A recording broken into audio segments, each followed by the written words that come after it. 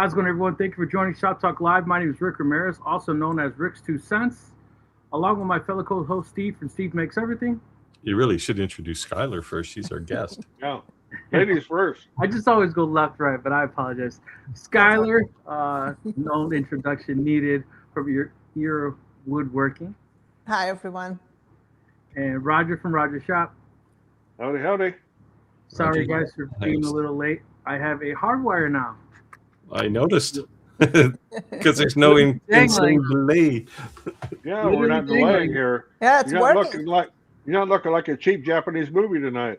So, I'm dangling. So the next time you have a problem, when the network guy says, "Here's what you need to do," do it.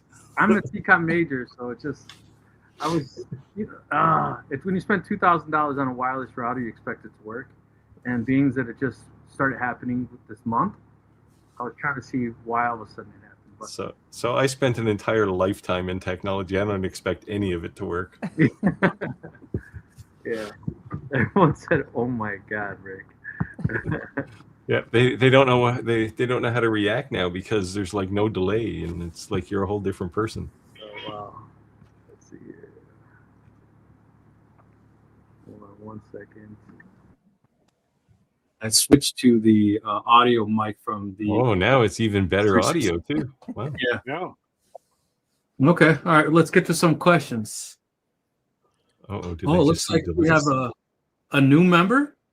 Yeah, Yes. that's great. Welcome. Welcome. Nice. I'm not sure of Solid. whose channel, but yeah. Let us know where you guys are checking in from, as always, and if you have any questions, let us know. Let us know. Chris is down under. Our Canadian Prime Minister is sitting in there. That is in my bucket list, is to one day get down there. But I'm kind of afraid of all the critters that want to kill you. Yeah, Everything there, it can kill you, right? possibly even the occasional Australian. Stay out of the bars.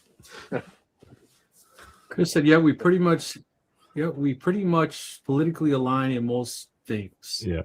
Our PM is doing a speech in the Australian House, and the first thing he said was he wanted to thank the Australian Prime Minister. They had a meeting with Starmer from the UK, and it was over drinks in Australia. The Australian PM brought four or five cans of their finest. Oh, Foster's?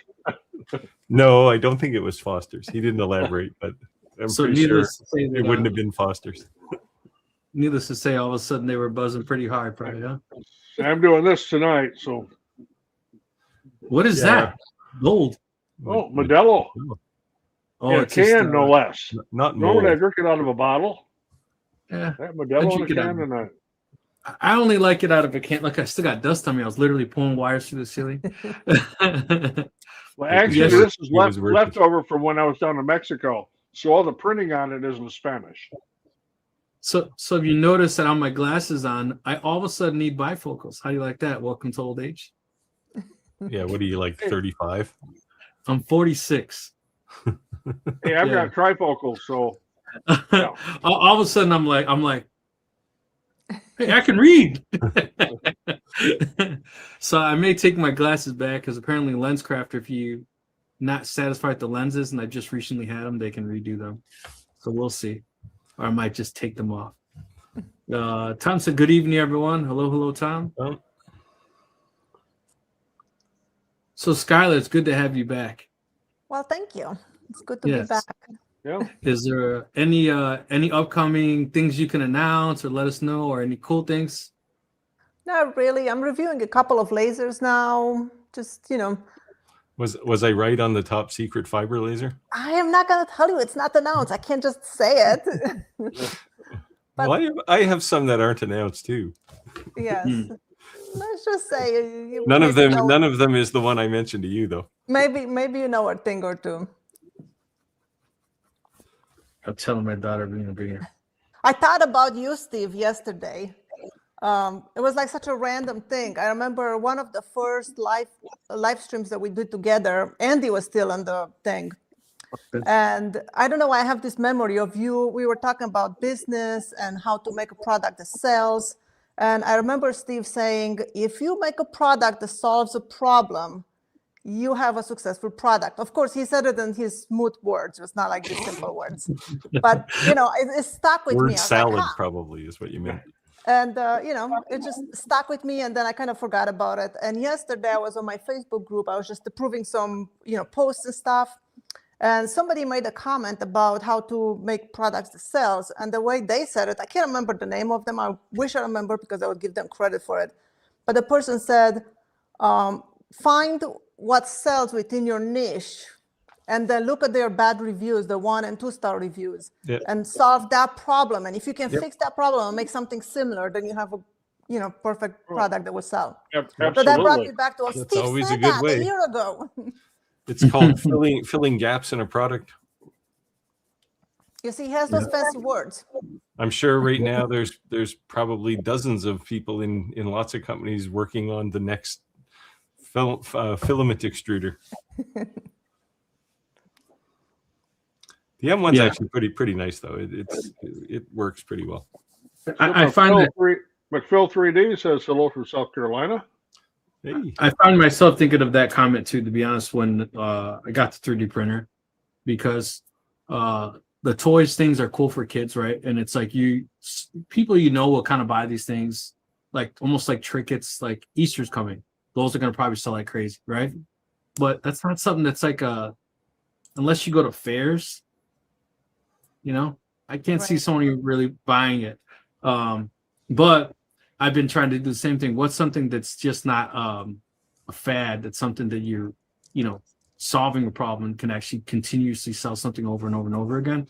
So I'm building that product list with the 3D printer. But 3D printer has definitely been a hit the ground running thing. Not much of a lessons learned. It's really surprisingly.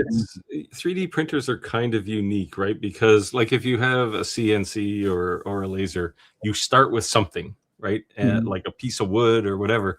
With a 3D printer, you start with nothing, like a blank plate, and you can build some really cool things. And I think combined with some things like CNC and lasers, you can do some things that are not the kinds of products you're going to see sold en masse in craft markets, right? Okay, so how many out there, and you guys included, are old enough to know who Groucho Marx is? Isn't everybody, whether you're old enough or not? No. So, does anybody not know who Groucho Marx is? Want to buy a duck? And it's a Darth Vader duck at that. So it's too funny you show that, Roger, because everyone's into those stupid ducks on their Jeeps. Oh yeah, here's the other one. Speaking of fads, I was gonna make a bunch of those that are just dumb because. Well, now they have the cows, right? The Moo for Subaru. I'm making tons of these ducks, especially the mooning duck and the Darth Vader duck. It's just going wild on people local here want them for their Jeeps. Yeah, that's actually what I was gonna think about making them. I can't believe how many people have them, like all over. I thought it was maybe a girl thing, but guys are into it too. It's the 3D printed equivalent of Beanie Babies. Yeah. The thing is, though, when you're doing them for a Jeep, you got to make them out of PET G and not PLA. Yeah, I have two ideas for you guys with 3D printers that you can make that I know it will sell. Okay. One is the wedges for wedgie sled. You know what that is? Yep. All right, I'll show you. So I know what a wedgie is because I've had them a few times. You like that, Roger? Yeah, I got I'm not going to show you the sled itself. It's a piece of wood with some rails, but this is a wedgie. So it's basically just a triangle that has a certain angle here. And when you cut these wedges together, you can make like 12 wedges, 8 edges, 6, whatever. It makes almost a full circle. This thing sells for $10 to $15 a piece. And I bought 3 sets so far that are 3D printed. What's it? Oh, it's 3D printed? It's just 3D printed. I have them in black and white. What's that? Stop buying them. We'll print them for you for free. But they have to be the exact angle, so when you cut it, I mean, people cut it on the laser too. But this thing sells like in the woodworking community, like the people that are wood turners and they make bowls and stuff, you need these things and you need them in all the angles. So it's like $10 to $15, and then you sell them per piece. Okay, I'm game. I'll try it. I'll send you my first demo, and you tell me if it sucks. Well, my latest thing, the 3D printing world that I designed, was a boot jack. I don't know if you know what a boot jack is. If you wear cowboy boots, you put your heel in it to pull your boot off. Yeah, you pull your boot off. And I had one from Cavendish. It was made out of wood, and I thought, hell, I could 3D print that. And I made quite a few of them now, and had some different people buy them from me and take them down and, hey, what do you think of this? How much you want for it? I don't know, $20 or buy me 4 beers. Take your pick. Another product that I think will sell is to make spacers. Like I have some, I bought them because I don't have a 3D printer. For the barrel hinges, Steve, those you used them before. You know how they have to be like 4.8 millimeter from the edge and whatever. So I bought these spacers that are basically just a piece of plastic with a separator. So you can get your base of the box with the top, put them together, have that separator in between, and it shows you where to put the holes. Yep. Simple thing. It's like this big. Okay, so you need to get a 3D printer. I don't want one. I'm happy to purchase the stuff. You didn't want a CNC. Now you just said you can't wait for it to arrive. Well, I've got an old Creality Ender 3V2 I can send her. Oh, there you go. I like to don't have time to learn anything. Rick must not have fixed his internet issues. His network issues. I think he did. That's just how Rick is. Yeah, you're coming across good tonight. Yeah. Hey, Tim. So how do you have such a tan, Skylar? What's that? How do you have such a tan? I don't know. You're not in the sun? Yeah. Mine is faded. I got to get back to Mexico. Reflection off the snow, probably. Probably, yeah. Taking care of the chickens, shoveling snow. Got to make them paths so they can actually go outside of the run, free range. Roger's not wearing his usual shirt today. No, I was busy today, and it was a rush to get down here and get on. So I've still got my sweatshirt on I was wearing outside. Nice one. Hi, Chris. All right, Steve, you're up. David says, Steve, I like your review of the alien cell. LA Hobby Guy has a video that shows how to manage the air. Yeah, I didn't want to stomp on Rich's video. There are solutions. It's a nice printer though. Like it looks nice, and but it's big. It's so big. Santa's Laser Engraving. I think this is for you, Skylar. Next thing you know, he will have CNC videos coming out. Oh, no, he's still talking about me. I actually have done some CNC videos, and I would do more, but it's just insane. My schedule has just gone nuts lately with actual work. Like, it's like I have a job now, and I can't stand it. I did want to ask, though, Chris, if I was right with the font thing. Lightburn does some weird things sometimes. It sounded like I was right based on your description there. It's just one of those little corners of Lightburn that everybody kind of knows about but works around. Chris said, "Is that an AI, Ricky? It almost looks real." It's me. Yeah, it looks AI because the audio matches the mouth moving. Somebody, I don't know. When I did the Creality video, there was this one really weird transition. It's at 5 minutes and 5 seconds if you go watch the video, and where that blue box, my retro computer sitting on the shelf, it in the first part of that video, it was just something I had laser cut a while ago, and then Creality wanted me to take a piece of the video out and put a different piece in. About 2 weeks later, and meanwhile that shelf changed. Well, that little picture just morphed into this computer back here, and everybody was like, "Oh my god, this is AI!" And I ended up, there was like a whole Reddit thread on whether I'm like an AI person or whether I'm a real person, or it was just insane. Like the sad reality is, there's so much AI around right now. It's on television, it's everywhere, and you don't even know when you see it. Yes. That's the one thing that turned me off from photography. I was a photographer for 10 years. And I took some, I don't want to, brag about myself, but I have some really nice photos that I printed, I put in my house. And we look at them once in a while. I was like, wow, if we would have saw that today somewhere, you'd be like, yeah, that's AI. Yeah. Yeah.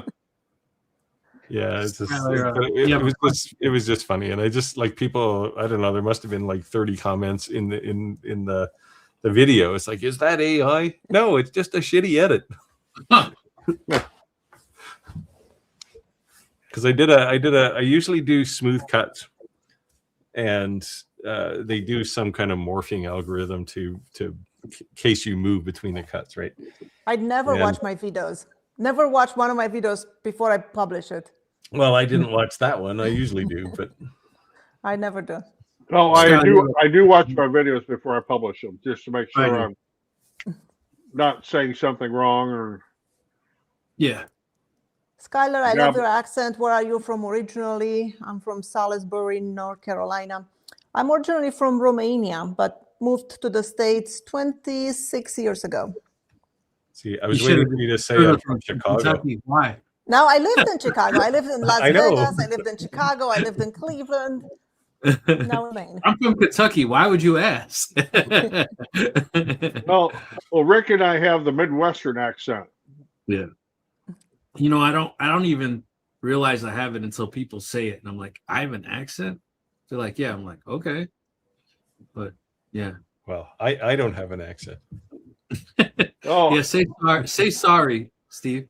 I've got a cousin that lives in Boston. So, no. The Boston accent, she says she will say like, I'm getting in the car to go to the bar to have a beer. Yeah, because I'm from Boston. I'm going to be in Boston this weekend. Or she'll say, I can't find my car keys.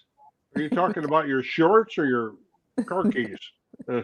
I used to have a team of people in Littleton, which is on the ring road around Boston. And a lot of them spoke with that kind of Massachusetts. I don't know. It's not really a drawl. It's just they just have different pronunciations for things that take a lot longer to say than they would normally take. Kevin said, hello, everyone driving back from Georgia. Yes, the Onion game. Home to Shaganoo. Vidalia Onions. Absolutely. Yeah. Home in Chattanooga. So, just so everyone sees, this is a prime example of why we read our comments. A lot of people say, like, I don't get why you guys read the comments. We can see them. There are a lot of people who actually are listening and then comment when they can. They're working, they're driving, but they're loyal listeners at all times. Prime example right there. So Sam Francis is saying, wow, who is this new person presenting? And I don't mean Skylar. Is that aimed at you, Rick? Must be. It was that bad, huh, guys? It was that bad? It was pretty bad, yeah. I have to go watch some old footage and see how bad it was. Oh, no, it was terrible. Sorry, guys. Well, it's fixed. It reminded me of the Godzilla movies.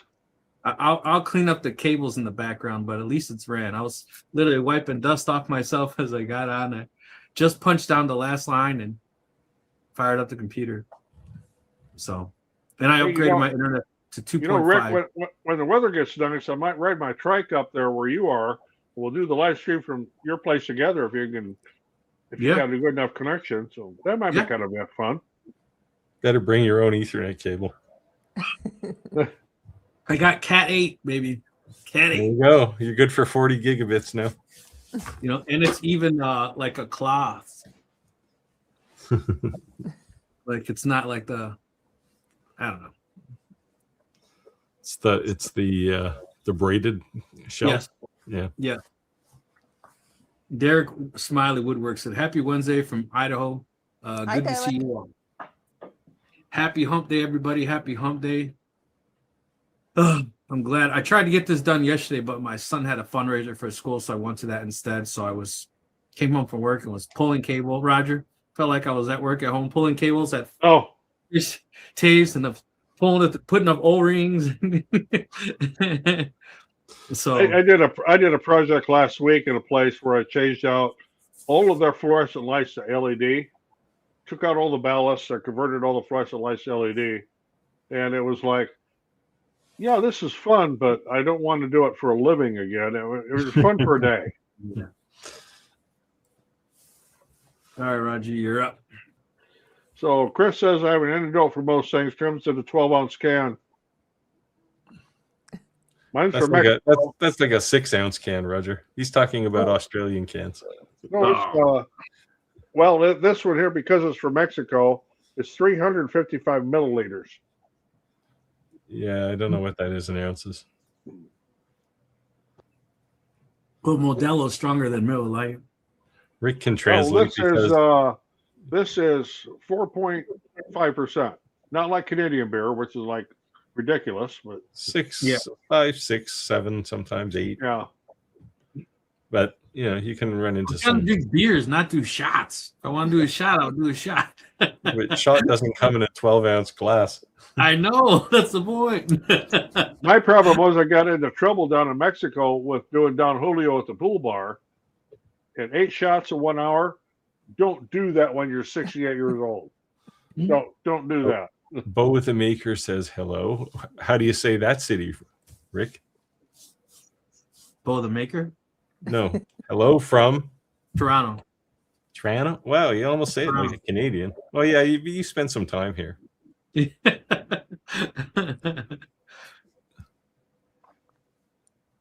Not Toronto. Here it's kind of like, it's almost like one syllable. Toronto.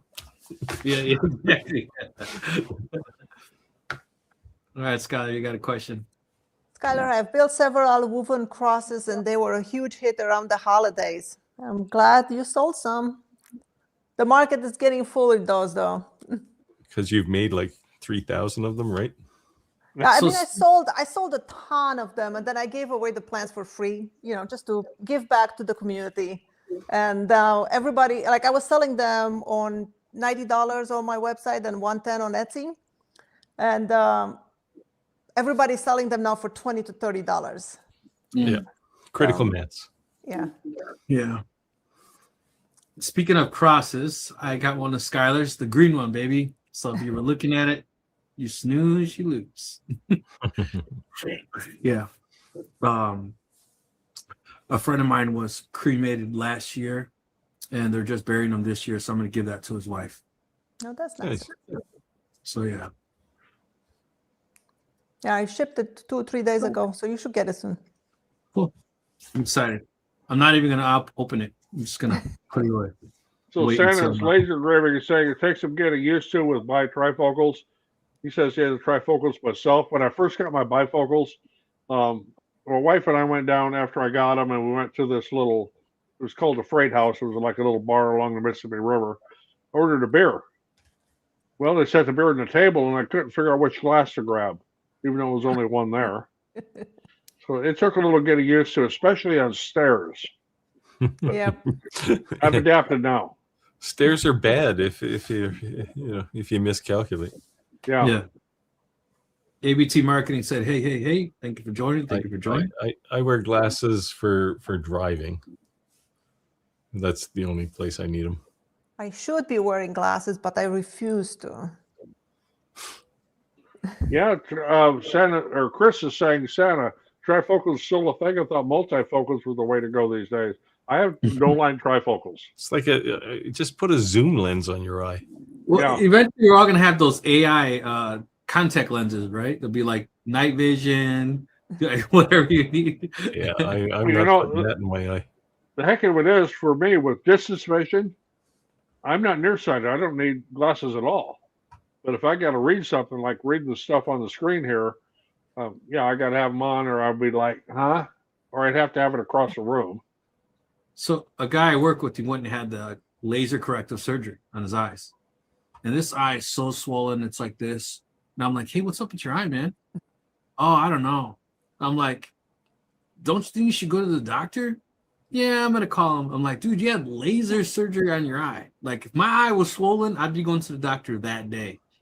Call the doctor, and they're like, yeah, we'll get you in next Wednesday. I said, dude, call him back and say no. Like, oh, these commercials, like, $2.99 per eye, guaranteed 20/20 vision or your money back. Now, I this had is LASIK wild. on my eyes 3 times, 3 surgeries. Really? Wow. Oh, But I man. was like legally blind. Like, you know, when you go to the doctor, you just have the A and E, the first 2 letters. I Mhm. couldn't see any of those. Whoa. Couldn't see the eye chart. So for you, it was worth the gamble because, right, it was that bad. Right, Yeah. right. And they got me pretty close. After the first surgery, they got me to like a 20/40 to 20/80. Then after the second, they got me to a 20/25 to 20/35. Then I got like issues, like I had some cells growing under my eyes, so they had to go back and clean it and stuff. But yeah. Well, that's crazy. Yeah, so corrective vision, that's awesome. But to me, like, I don't know, you're gambling. I mean, if you got more to win than to lose, I see it. But if I'm okay with the glasses. I was lucky enough to have decent vision until the last 4 or 5 years. Well, I'm lucky here, you know, with my vision wise. Of course, being this old now, I'm getting cataracts, and they're telling me within 5 years, if I'm still around, I'm going to need to have the laser surgery to have the cataracts removed. At the time, they could correct my vision, so I won't need glasses. I said, well, that'd be cool. So Roger, you know, weed is legal now. You don't have to make that excuse that that's the cataract medication. You guys finally legalize it? They talked It's about it legal. here for years, and of course, you know, half the people are like, "Oh, this is going to be the downfall of society." And when they finally legalized it, all the people who were in their 40s, 50s, who remember fondly their teens, they all went out and smoked a bit of weed, and then it just kind of settled down. So it's legal state here, but it's still illegal federally. So Yeah. if you have a CDL, any kind of like a federal license or state license, it's still illegal on your license. And then companies that even sell it in this state, they try to have multiple locations, even though they could be, even they're kind of on top of each other, because they want to split they want to spread the mustard, so to speak, because if one location makes too much money, they're worried about the feds coming in and busting them. So, they could have 3 blocks down and they don't really need to be, but they're making too much money in one location. Well, here in the city I live in, we have 2, they call them dispensaries, Yeah. and they are literally across the street from each other. They sell them at the gas station, man, by me now. It's like, it's not even a dispensary. It's literally in the gas station. Like with You can have one growing on your windowsill here if you want. Yeah. In fact, you can have, I think, 9 or. Well, Illinois, you can have 6. Because my neighbor across the street does that every year. He grows 6. So he tends them well. Yeah. Yeah. Well, I just, we improved the hydroponic growing system a lot when it got legalized. Well, I definitely would thank the hydroponic area, because the whole weed growth is now why we can get cheap air filtration systems for the wood. Yeah, and they're meant to never ever turn off. So guess what? They actually have good bearings. Like all my stuff is for weed growing, and obviously I don't grow any weed, but that's what it's for, because it's meant to. Yeah, it's meant to never ever turn off. So they have proper ball bearings in them. They're balanced and all that. Yeah, exactly. And they're from Canada, so we know they're legit. Yeah, well, we had to do something. Here you go. You want to take this, Roger? Say good evening from Chicago. Who is the new contributor in the lower right-hand corner? I have not seen or heard his voice before. There you go. I don't want to call Jim out, but he was one of the guys this week who complained to me about Rick's voice sync problems. And it was warranted. At times you were off like 3-4 seconds. Oh, wow. All right, well, it's fixed. I'm just gonna leave it plugged in. I don't know why I'm having Wi-Fi issues. It's definitely you can't lose with wire, man. And when you upload videos, they'll go 10 times faster too. Yeah. Oh, here we go. Chris says, Roger, want to buy a duck? I got lots of ducks. Here's one right here. And for all you young viewers out there, if you've never heard of Groucho Marx or Harpo or any of them or Chico, you need to Google the movie Duck Soup. Yeah. You got to watch it. It's hilarious. Well, that kind of humor has changed, though. It's like it was funny for a long time, but now we have social media humor. Oh yeah. Oh, So Skylar, Lord. my daughter's been watching your videos, Oh, and Yeah. since I was not using my epoxy, she hasn't been. nice. So I told her, I was like, well, if you message her if you have problems, just tell her you're my daughter. I'm sure she'll help you. I would definitely help, if she has any questions. She's a very girly girl, I would say, like you, but she doesn't mind having calloused hands. Which is funny is that she's in the theater, but she doesn't act. She's in production. She builds all the sets. That's There awesome. you go. So when she's with the boys, they're like, "Let me move out of the way for the table saw." And she's like, "You're doing that wrong. Move dark." You know what I mean? So she builds all the theater sets, which is kind of cool. Yeah. Really cool. Yeah, I'll be glad to help with any question she has. Yeah, I told her to reach out to you. I said, "I'm sure she'd help." Yeah, it's a Jeep thing. Yeah, we wouldn't understand. So this one here with the mooting duck, I bet I've sold 50 of those. You know, it's so funny, Roger. I was literally saying I wanted to start putting you literally have them like within arm's reach. That's funny. Well, because I sell so many of them, That's they're funny. actually I've got them stacked on top of my weak rate Lumos laser here. I'm supposed to be doing a video on, and I got to get to that. But So speaking of, I spoke to Dennis Moon right before this live about an hour ago. He's the guy that I was telling you he was the first person to do DTF prints in the United States. He's the first person to actually make DTF manufactured in the United States. He's the first person to change the DTF shakers to vertical so they don't have to be so long.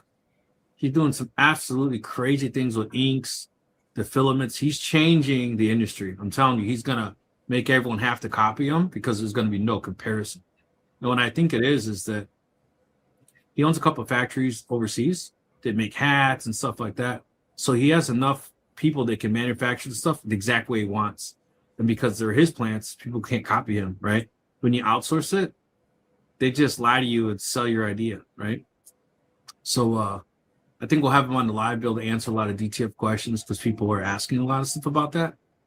And I think there's a lot of new people to the game. Everyone thinks they know everything. And this is kind of like the true OG of DTF. Like, he's going to kind of school us on, the progress of, how long it's been and what we can come to see in the future.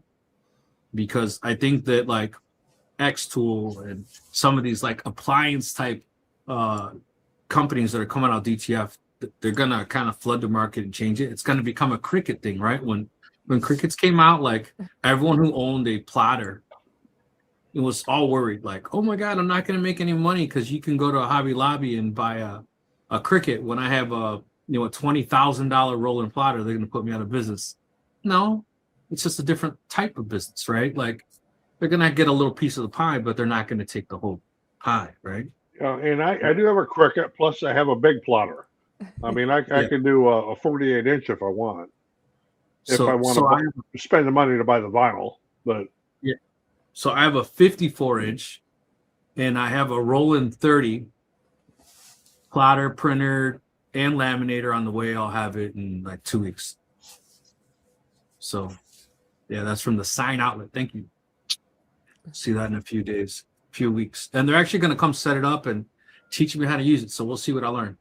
They're like, well, do you want it was $1,000. I'm like, no, we'll give it to you free. Okay. There's always something you can learn. You never know, right? All right. So Santa's laser engraver got them on my Jeep. There's a reason behind it. It's just a way to tell someone you like their Jeep when they're not around. And my thing that started out with, let me grab it again here, my mooning duck right there. So I thought, honestly, when I seen all those all over the dash, it's like, did they just buy them themselves, or did seriously somebody leave the duck on their Jeep? Well, here's the proof. Santa says yes. Hey, so let me ask: if you own a Jeep and you're in the audience, did you buy your own ducks, or did somebody actually give it? Be honest. Oh, here, this is for Skylar. Yes, it's called segment ball wood turning. Yes, I use it a lot for making boxes with the screw saw. So I use But you this. don't turn, do you? No, I don't turn them. I cut them with the screw saw. You're just stealing their technology. You know, and what Yes, I'm well, so glad you know, to hear, I'm not the only one that still uses a scroll saw. oh yes. I was going to buy a lathe, and I actually went and took some classes. I turned some bowls, and I worked with a whole bunch of wood turners. Derek Smiley Woodworks, he's on the chat today, and he was one of the testers that because I made my own waxes and abrasive paste for it. And during the whole process, I'm like, I'm gonna get a lathe, and I turned some bowls, and then I was like, yeah, don't have the space for it, so I'm just gonna cut it with a scroll saw. But Yeah, watching all those videos on how to turn and how to glue your segments and make cool designs and stuff, I just learned new skills, and now I just apply them on my regular woodworking. Well, my only experience with a lathe was back when I was in high school in wood shop. You got to use a lathe. So what did we make? We made billy clubs. It's Skylar. It's funny that when your name would come up when you're on the live, time and time again, we'd reference to you as artist, and it's because that like Roger, Steve, and I can make something out of wood, but you're just a different beast. Yes, right? Skylar is an artiste. Right. I mean, just absolutely. I never thought of myself of that. Yeah, I'm just saying, I can read directions. I'm okay with that, but I'm just not powered by imagination. That's the like. Give me Fusion, a CAD tool of some sort. I can build anything, but I don't think I have imagination either. I just watch somebody do something, and then I'm like, well, I like that, but I cannot do that. So how can I use that, but doing something else? Putting your own twist on things. That's cool. No, I like that about you. Definitely, the one thing we talk about too is that copycats, right? If you're doing something good, you're going to have copycats, and when it's something that's a copy paste or a send print, like a 3D printer, or just a file you can download and cut on a CNC, anyone can copy that. But when you have a skill set unique that you're creating something completely custom, they can copy the concept, but they can't copy your exact idea, right? Like, good luck copying that. So well, I'm going to throw something out here. Anybody that has a bamboo printer from Bamboo Lab, if you go to Maker World, they have an AI thing. Yeah. And I tried it out. If you take a photograph of somebody, you could make like a bust statue of that person. Yep. And the thing works so good. I mean, it just blew my mind how well it worked. And I made one for one of my fellow bartenders, and it just blew his mind because it looks just like him. So I was going to buy the filament that looks like marble or like granite or marble. Yeah. That's another thing you can make money with. I just purchased, didn't just, like a month ago or something, on Etsy. So people are selling those STL files of people's, heads. Right. And it costs $5. So I just wanted to test a laser that has the engraving and the crystal. And I was like, I should put a picture of myself. So I just took my Facebook photo and sent it on Etsy. And for $5, they sent me the STL. So it's like, there you go. I spent $5. And if you have that software, you can probably make it for free really quick. Yeah. And anyone can sign up for that software. You don't need a Bamboo Lab printer to actually sign up for it. Yeah. So. Yeah, you go up on Maker World, and of course, because I'm so involved with Bamboo Lab, I've got like tons of points that I can use and don't have to pay anything. But some of the stuff they do with AI is just amazing. Speaking of Bamboo Lab, I went to buy filament yesterday. Every color of Pat G is sold out. Every color. Yeah. And it said that it would be back in stock today. It's still sold out. And it's like, no, they always say that. Same thing happened in January, right after Christmas. Well, it was. I know what we can't get. Every color though. I mean, it's I know what we PLA. There's like 30 PLA colors, and they were all out in January. Yeah, and I know we can't get orange. Clack buys all that. Yeah. Yeah. See, I can make my own now. I don't know the color blend for orange yet, but so I'm not 100% sold on Sunloot. And I know people are saying that they make Bamboo Labs, but the white, I've been using the white, and the white seems like an eggshell. And the Bamboo Live seems like a. Are you using the regular or matte? Oh, No, you're using Pet G, right? I'm using Pet G high flow, the regular, not a matte. But it looks like an eggshell color. It's not white. And the Bamboo is like white. Well, Bamboo has 12 colors that all look some shade of white, but my thing, Bamboo's color is called jade white.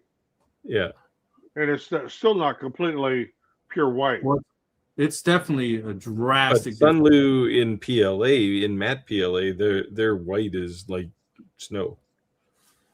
Yeah, so I was I thought the Pet G was also pretty white. No, it's not. Maybe you got a bad batch. Now the filament from Anycubic in white is white, and it actually has a gloss to it. Yeah, it was not. And then yeah, I gotta say, I don't like gloss filaments. Yeah, I guess it depends what you're doing, but it's baseball season. That's all I'm gonna say. Well, I've got some silk gold from Anycubic that I've made some trophies with. Oh, that stuff is sweet. Yeah. Well, gold is supposed to be shiny, but yes. I don't know how to say this. How do you say that name? Van Gay 10 says, "Good evening. Hope all is well." And if I mispronounce it, sorry. All right, Steve, you're up. Chris says, "Steve, admit it. You picked up that bookshelf from a Hogwarts sale. There you go." Yeah, this is in reference to my morphing. It looked really cool. I have to say, I got to do this more just to freak people out. But it's just like it was this 3D thing I'd cut out, and then it morphed into a computer in about a split second. Now every 5 minutes, go change your background. But yeah, well, no, but because DaVinci is focused on the person, right? Like morphing the person. I didn't move, but the whole background changed, which was just super cool. But it did get people accusing me of being an AI generated person. Max Headroom, just call me Max Headroom, if anybody remembers that. I had a person accuse me once of AI, like faking. I was posting on my Facebook group a photo of me holding I don't know what I made then. But the photo I took was had a busy background. So I just cleaned it up by replacing the background in AI. And people are like, this photo is not real. It's fake. I ran it through some AI detecting software. I'm like, who has time to do that? Well, yeah, that raises questions. Yeah. What happened to Rick here? I don't know. He vanished. Yeah, Chris says no one hears their own accent. Well, I got my Midwest accent, and I can do a Boston accent pretty well. I can do a Southern accent pretty well. I'm sure Chris from Australia doesn't have an accent anyway. Yeah, and I don't have the Canadian accent at all. I don't know. You're pretty close. Huh. You're not that far from the border. We can taint a lot of people. So Handy Engraving 6182 says, "I still do my engraving by hand. You always know it's real." Well, that's true. Yeah, there's something to be said for good old-fashioned art. Oh, this is Chris's answer from the Lightburn question. Yeah, from Lightburn, when we went back and forth, the second part is a known issue where the scale is separate from the height. Yeah, so the problem, I don't know if you saw Chris's video there about his Lightburn font problem, but in Lightburn you can select the font. So if you lay down a font, you can select the font and the size of the font. And he was setting it to 1 inch tall. But then you can also, a font on the workspace in Lightburn just becomes another element, so you can scale it with all the other things on the workspace. So you can then take a 1 inch font and scale it, but it still says it's a 1 inch font because it's just scaled down. It's just such a hack from the Lightburn side. They should have done this properly. Sorry, guys. In the rush of things, I forgot to plug my laptop in, and it died. Oh, so you vanished with purpose. So you had a little battery. Yes. A little more Boston accent there. Battery. Battery. Oh, all the best magic is saying, yes, me too. People always tell me I have a Chicago accent. Well, Rick, do you think you and I have a Chicago accent, or? You know what? Like I said, I didn't think I had an accent. So people say like, "Where are you from? You have an accent." I'm like, but to me, when people ask me where I'm from, that's like the oddest question for me to ask, to be asked. And the reason that I say that is because I've lived all over the whole entire country. And I left Chicago when I was like in 3rd grade. And I came back when I was in 9th. So it's like, where am I from is where my family's from. Where I'm from is where I lived the longest. Or where I'm from is where I felt like was home. Because every year when you move, you're like almost your entire life, it's like you never feel like you have a home. Like you feel like a gypsy kind of, because my father was a builder and we just were always on the move. Well, a lot of people, you know, when I'm down to Mexico, say, "Where are you from?" I say, "Illinois." "Oh, Chicago." I go, Yep. "Well, not exactly. I'm on the other side of the state, but we still talk the same." So when people say where I'm from, I say I'm from Pilsen, and that's because that's where my family's from in Chicago. But yeah, but I've lived everywhere: North Carolina, Texas, New Jersey, Colorado, Canada. I've been everywhere. Canada. Yeah, you see, you lived in Elliott Lake, right? That doesn't count. That's not Canada. It's just a hole in the ground where they used to mine asbestos. It was about as north as you could go. I'd tell you that. Oh no, there's plenty of north beyond that. When they're like you're the Mexican family. Like, oh, you're the Mexican family. Oh, okay, as in the. You must have been the only Mexican family in Elliott Lake for sure. I tell you what, I met a little girl. She was my age at the time, and she was Native American. I was so brown because it was summertime. She ran up to me because she thought I was Native, and I'm half, but she just assumed that I was 100% and I was from there. But yeah, funny enough. Well, you know, Rick, it'd be fun if I took you down to Playa del Carmen with me in Mexico. Echo.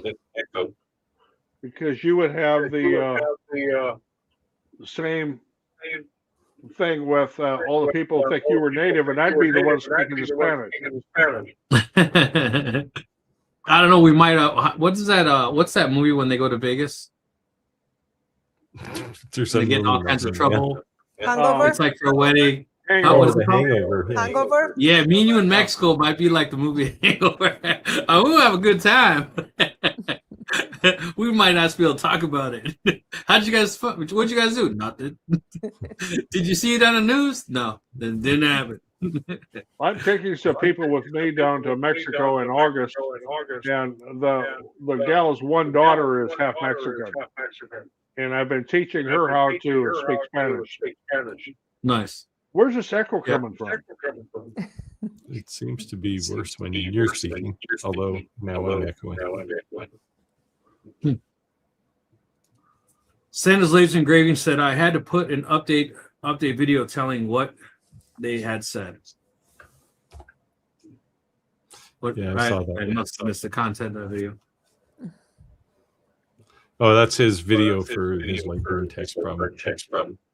Okay, it's Rick that's having the echo. Yeah. Me? So lower my speaker. How's that? Yeah. Test. Say, echo. Yeah, no, it's still echoing. It's like being in the Grand Canyon. Hold on. I put reduced. Literally the Grand Canyon.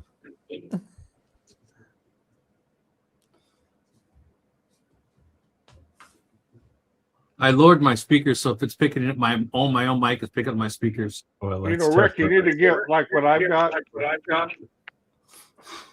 Well, I've always used my speakers on my computer. Well, I can't use my speakers because CHS. Can't hear something. Oh, Tony, Skylar, Tony has a comment here for you. Skylar, where did you live in Cleveland? I lived in Parma Heights by the mall. Okay, Rick, great. still You got gotta the turn echo. your speakers or something. It's that bad, me?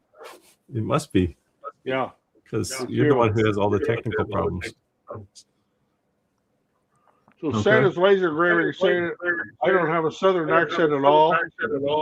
Santa has some from New York. Come and say, never talk to a Southern Santa. I feel like we're like in a boxing ring. In the fifth corner, we have.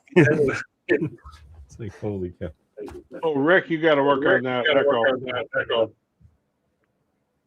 You know what? I'm going to go on mute then and keep going and see then if. Test. Well, if you mute everybody, you won't be able to hear us. But No, now I'm going to there's mute no myself because if it's my own mic and if I mute my mic and there's still an echo, it's not me. That's what I'm saying. Testing. It's gone. Can you hear me now? sounds like no more echo. Oh, No more echo, I'm so it is echoing. me. Yeah, there's the echo. All right, hold on a second then. I actually have echo canceling on. Is that any better now? test. Yep, No, still not got a the whole echo. Sorry, guys. I don't know what the deal is here. Because your network's too Hold on. fast now. There's not one problem, it's another. Let me just drop and come right back because you weren't having this problem until my computer died. Be right back.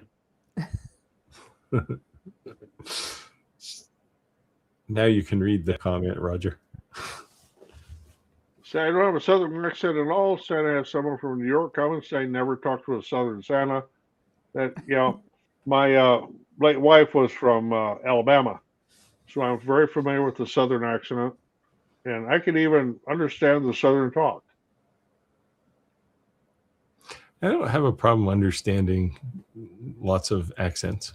Some people, if it's not the Queen's English or King's English now, they won't understand it. But I have no such problems. I mean, For me, it's just Scanner when they has speak too fast. Scanner has an accent, but she's easy to understand. It's not a problem. And Steve, I don't think you really have that Canadian accent. Is that on her you saying eh? All No, the I time? don't. I don't generally say that. That's a very. It's actually kind of a regional thing. It's more in the Toronto area. So, but I mean, I spent 30 years working for American companies, right? So, I spent all of my time, talking to Americans. So Teresa, Steve Armstrong, 2676, saying, "Evening, my name is Steve from Niagara Falls, New York. I have been there." I used to be Steve from Niagara Falls, Canada, right across the river. Yeah. We didn't have a love canal though. Chris is saying our cans are 370 milliliter, close enough. 6.7, that's light beer. Yeah. Well, Yeah, this 6.7 is light beer. Keep that in mind. Light beer. This is 4.3 and 355 milliliter, right from Mexico. Chris says, so Toronto's like Melbourne.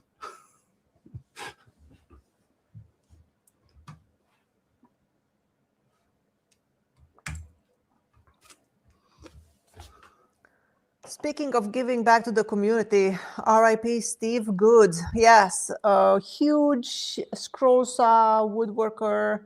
All his life he's dedicated to woodworking and scroll saw and sharing with the community. He has like thousands of patterns he put out for free.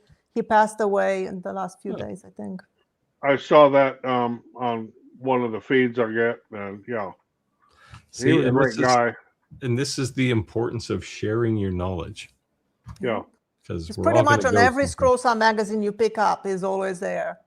And he gave all his patterns his whole life for absolutely free. Nice. In fact, after I got my DeWalt scroll saw, which was an upgrade from my old whatever the hell I had, I started looking at a lot of his videos to, about making improvements on it and better ways to use it and different blades to use. And his channel was absolutely fantastic. Yeah, I made one of his patterns once in one of my videos, and he really liked that. He actually put me on his newsletter that he sent. And as a thank you for, using his patterns and stuff, I actually bought that USB stick with all his patterns just to, back a little bit. I keep hoping somebody's going to walk into my shop and say, you know what I really need? A scroll saw. And I can just go, here you go. I still use mine. Anything that's over 1/2 inch is on that scroll saw. So I didn't use mine even when I didn't have lasers or CNCs or anything else that can cut crazy curve. Yeah, I used mine before, but only for like very rough cutting, like, like a inside of a tissue box, like that little oval, because the inside cut, you can do it with a bandsaw. So I would cut like roughly close to the line and then use a router with a flush trim with template and fix it up. Oh, yeah. But now that I'm doing Intarsia, it's like I have to be so precise and cut straight on the line. Now I'm realizing how bad my scroll saw is and how I need a new one. Are you using spiral blades or straight blades? I use straight blade. I use the Pegas geometry modified ones. Have you ever tried the spirals? Yes, I couldn't cut straight with them. They just go like all over the place. Oh, I haven't had a problem with them at all. And for me, with using the scroll saw, I actually find that relaxing.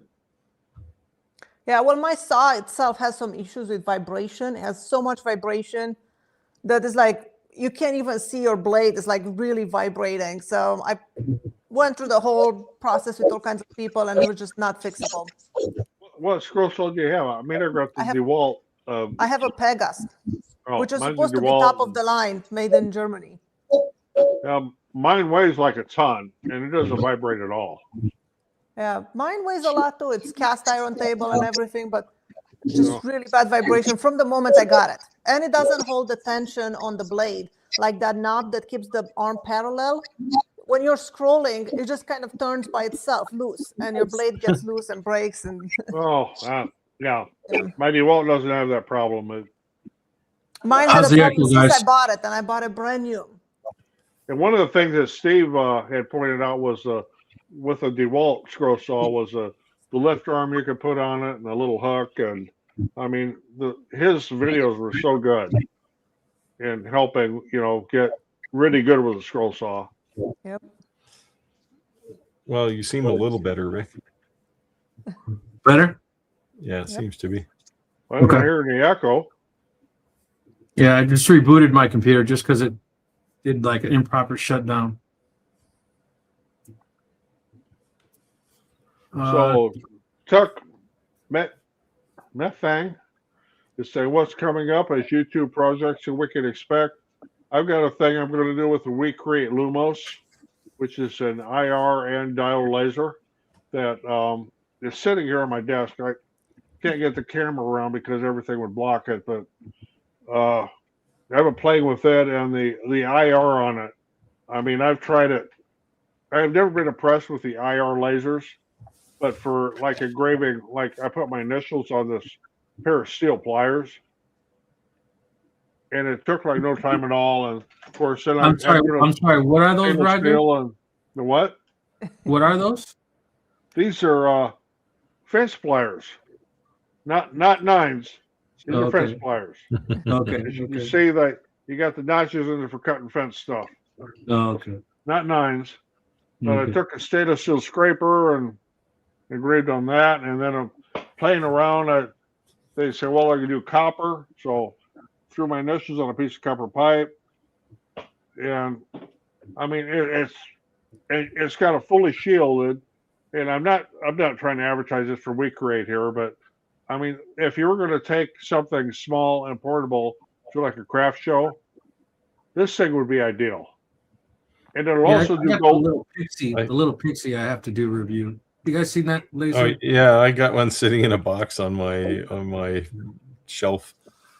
I've had it for a while. I'm like, oh man. So I finally did that review, and I got a couple of reviews, and I got to drop a bunch of content on CNCs. So yeah. Well, it will also do engraving, or I should say etching on gold, silver, and platinum, but I'm a little short on bullion in those departments right now. I'd like to say I could send you some, but so I'm also going to be dropping some content on challenge points, and what the content's going to be based on not laser engraving after the fact. And the reason I'm saying after the fact is because everyone on YouTube, or at least the bulk of the videos that I see, they show you this well-polished, finished coin. And they don't show how did you get to that point. And if someone wants to get a laser and engrave it, they're going to be highly disappointed. Like, why does it look like this? What did I do wrong? And you did nothing wrong. There's elbow grease you have to do to get to that point. Yeah, see, I never go that far. I'll take I'm my going to hat grab this off your- thing and hold it up. This is We Create Lumos. It's that portable. And it's More fully compact. shielded. So if you went to a craft show or something, you know, and as people are fascinated with watching a laser work, you could very Scott, what were easily. you going to say? I said I take my hat off to all of you guys that make coins. I tried my take of coins for the first time this week because I'm reviewing a laser that is a fiber. And I was just so lost. I'm like, what? How do you get those good looking coins? And trying to polish them. And I bought that machine that Steve recommended with the stainless but steel that's not going to pins. give you the polish that Rick is talking Well, about. I It know gets, I got it like gets the rough polishing spots off. compounds and scrubbed it with steel wood, but of course I don't know the sequence of which you should do. And Yeah. I was like, I made a few. They look okay for the review, but I'm like, I'll never make a coin again. All I ever do is put a bunch of pins in a circumferential stir and pull it out after 15 minutes or so and maybe antique it a bit. That's it. Yeah, I used the same machine that you recommended, and the water turned all black. It turns out my coins are not brass either. They're zinc inside. It's just graphite. Those are terrible coins. Throw them away. Yes, there was. As soon as you go through that plating, it's just like silver color. Yeah,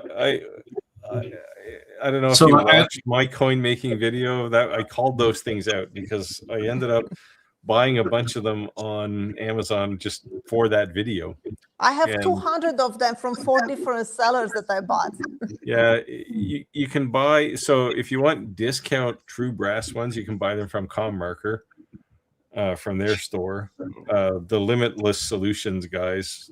I know. I talked to Rick. He gave me the link for that. Yeah, they're the best by far. Yeah, there's hands down no one going to compete with Limitless Solutions. Like they're like mint quality coins, but there's something to be said about that, right? The blank's a little more money, right?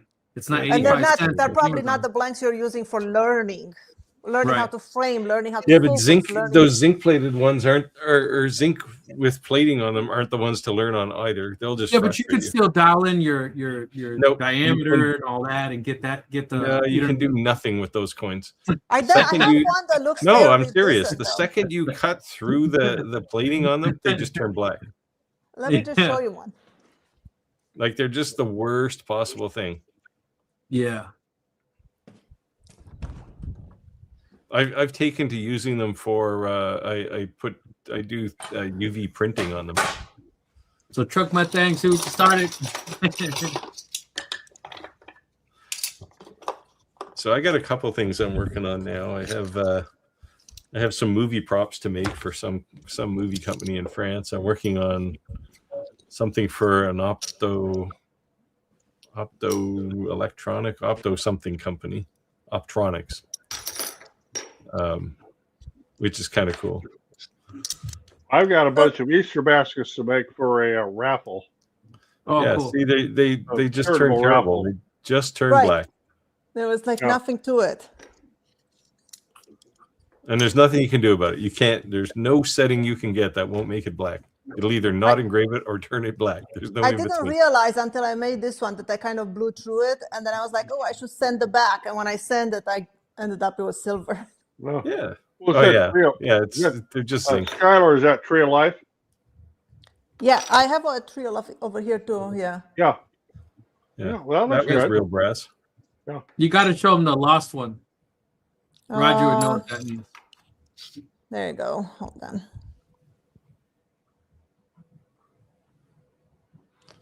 The compass.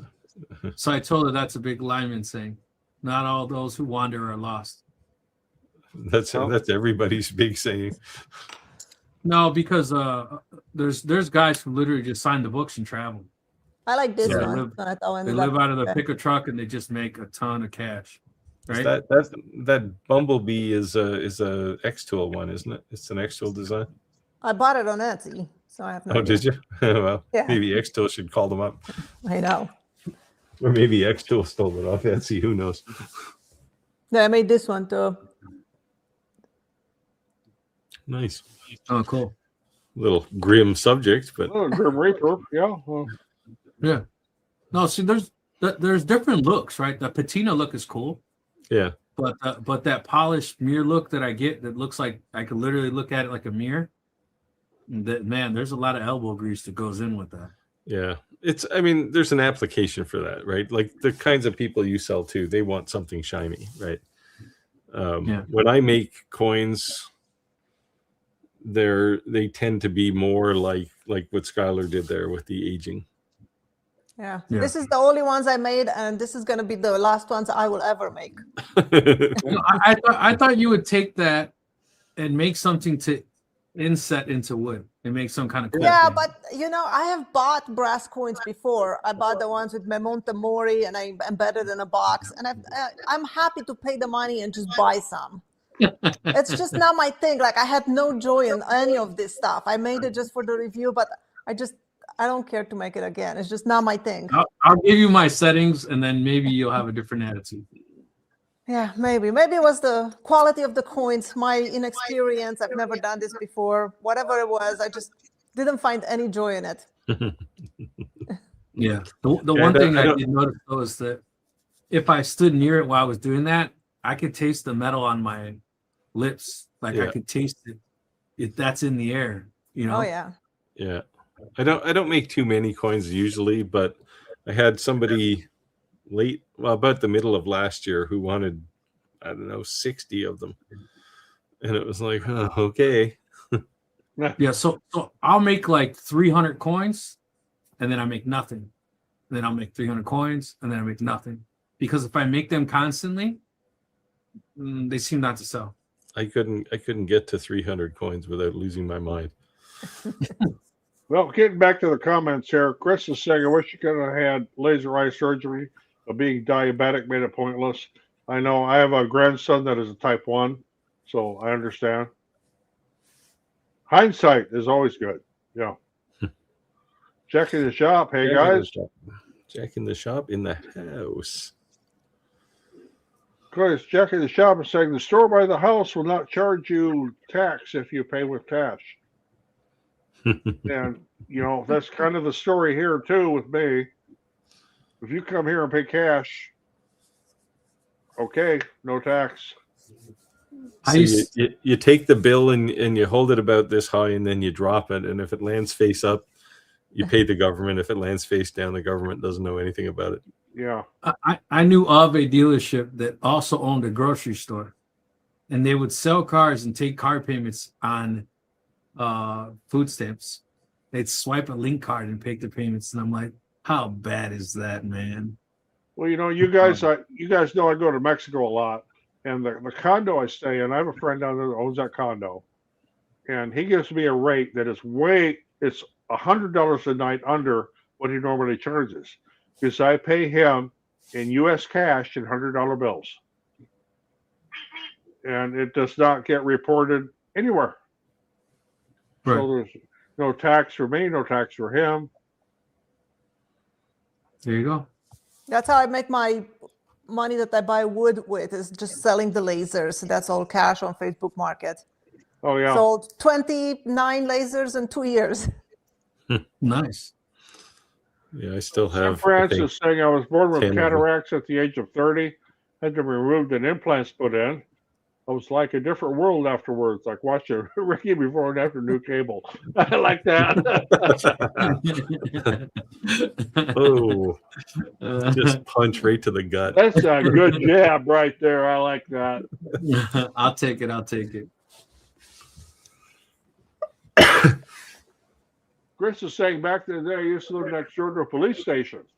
I could lean out my window and maintain my crop in the gutter of the cell area.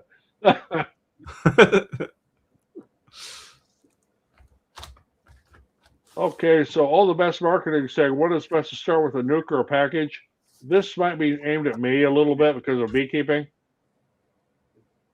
If you have someone with reliable nukes, a nuke is better to start with.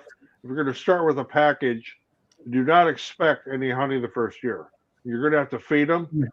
When they get started, you're going to have to feed them in the fall till they get established. Start with one deep super with the package, and after they get established and the queen's laying good, you can add another deep super to it, but you're still going to have to feed.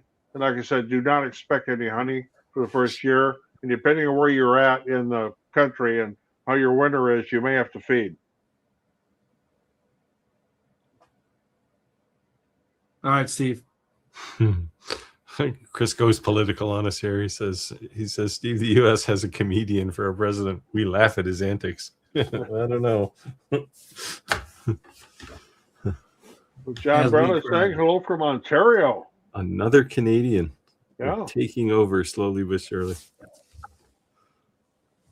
So Chris is saying cricket is a Hyundai compared to the Plotter being a Lambo in the market.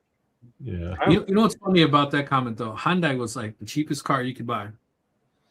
I think you could buy a brand new one for like $5,000.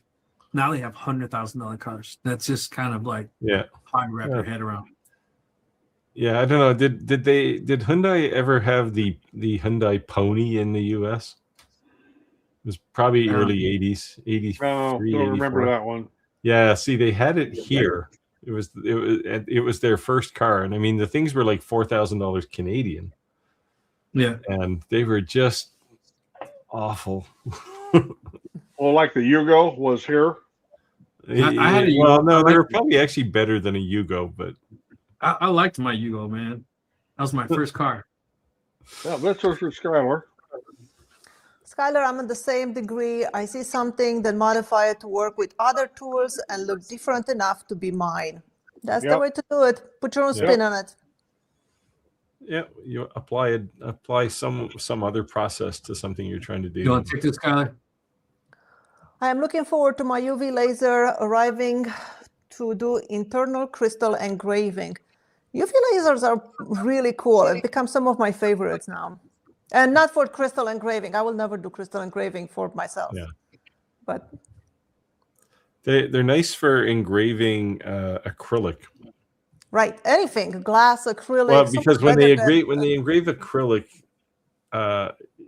it's almost like it's raised. It's not like it's engraved, right? It like there's no and dimple. For glass, it gives you the best engraving on glass. It doesn't break the glass. It doesn't give you those shatter. Well, don't say it won't break the glass, because Jim is online here and he'll complain to you about that for sure, because he's been having some trouble making. Have you heard about this, Skylar? The reason he said that? Glasses.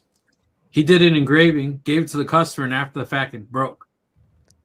I had mine from the first UV laser I ever had, which was a long time ago. I still had my crystals. I just gave them away to customers. You have one, and the cross you just bought, you have one of my crystal engravings. I put it in there. Maybe Ricky wants it with the light underneath. Okay, cool. I gave them all away, but they were all intact. None of them cracked. So sending this laser engraving in, incidentally, to everybody that's listening or watching, we read the comments because a lot of people listen to the podcast and do not watch it. So they don't know what we're talking about otherwise. So Santa's laser engraving is saying, I made one of the 3D models of my Mrs. Claus on Maker World. They printed on my AD5X. Came out great. Good deal. So Tim Sands is asking, as influencers, what AI would you recommend to make promotional videos for, say, a website or Facebook? I'll throw that out to you guys because I do not use AI for my videos. You should know I'd be insulted if somebody called me an influencer. So to me, I would just show things. If people buy them, I'm not going to force them. I wouldn't use AI to create a website at all. And the reason that I say I wouldn't use AI to create a website is because it's going to look really cool. It's going to be really fast. It's going to be a pain in the ass to maintain and update. Yeah, he's just saying promotional videos though for his website. Well, he says promotional videos for a website or inputs, right? So I'm just putting that out there. If you want like a full lander page, AI great, but then as far as the videos, So it depends how long you want your promotional videos to be, because most AI video generation is like 8 seconds, 8 to 10. Yeah, anything over 30 seconds is going to be expensive. But Tim, you have a license for Kiddle, right? It has all the AI video generation engines built into it, and you can just play around with them. My thing was, I want to make my videos. I want to make my videos authentic. Yeah, and they are, you know, the more what real I you do, can look, and the better. yeah. I keep seeing all over Facebook this company for $10,000. They fly you out and they do crazy 3D scans of you and make a AI version of you that's supposedly non-detectable. Yeah, I think he's probably just talking about products, though, not himself. Now, if AI could clone me, I've got a whole lot of crap I need to get done. I found that I've used Google Ads before, and I feel like anything that you pay money to promote yourself and stuff, it just never really paid back. Yeah. Like I always put more money in than I got back. I was not happy with it. Yeah. Organic growth, it's something. I did some Google ads once, and I had that same experience. It was like, I organic played growth with is it the once, best. and I don't do it again. Yeah. Yeah, I've tried it a few times, different approaches, and every time I ended up with like, well, and you know, Etsy, you can pay for ads to show your things, to show up on listings and stuff. I tried that too, and if you really look at the analytics, I don't think it was worth it. Tim, I would say if you're not really good at like Photoshop, Illustrator, that type of thing, just sign up for Canva. It's free. They do have some AI type features, but you're going to be able to create something that looks more authentic and not AI created. Because if you're trying to promote something and it looks AI created, you're going to turn 50% of the people off immediately. That's my YouTube ad revenue is excellent, I will say. I mean, it's over $1,000 a month, so I'm happy with that. And like I say, I will not use AI in any of my videos. Yeah, I don't use any AI either. I don't even edit my videos, no transitions, nothing. I just cut off the parts that I don't want and just. That's exactly what I do. Exactly. I film everything on my phone with the front camera. Well, I do play with transitions. I do DaVinci Resolve, but like I say, there's no AI in it at all. Yeah, I use Adobe Premiere. I've dabbled with a bit of AI here and there, not video, but images. Rick, but usually it's I need a video, or I need an image of me standing at a craft market. Well, that's a very rare image because I don't do craft markets. Rick, are you using a Mac or Windows? Mac. Oh, I use Mac. So how do you find that software working with your computer? Which software? Your editing software for videos doesn't DaVinci? DaVinci was designed for the Mac originally. No, not DaVinci. No, Rick is using Premiere. I use Adobe Premiere. Oh, yeah. I used that in the beginning, and it was just not working on my Mac. It was like so you could never see it smoothly. It was like breaking up and stuff. Yeah, I think the problems it has on the Mac, it probably also has on a Windows machine, but. The only thing is just the exporting, right? Sometimes exporting. That's why I used to do 8.7K and I only do 4K now, because the exporting was just like, it could be 5 hours. It doesn't matter anyway, because YouTube is going to chop it down to. My problem with Adobe Premiere was the damn subscription. I mean, I have DaVinci Resolve and I have the paid version, but it's not a subscription. No, I pay over $100 a month Pro, which works great on a Mac. Yeah, even updates, and I mean, DaVinci is a professional tool, right? It's what Hollywood uses for a lot of their movies. So it's and you can download. You don't even need the commercial version of DaVinci. You can use the free version if you don't want to do, like if you don't want to make your own graphics. Yeah, I have the full Adobe suite, so I'm kind of like. I use everything: Photoshop, Illustrator, Adobe. I have do the too, full but I package. changed to Final Cut Pro, and it works so much better on a Mac. And they have the app Yeah. on the phone, so I can use an SSD card straight into my phone, and I can record whatever format you want straight on the SSD.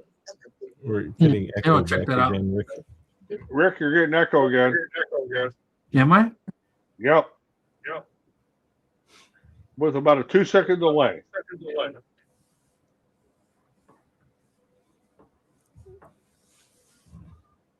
I don't know.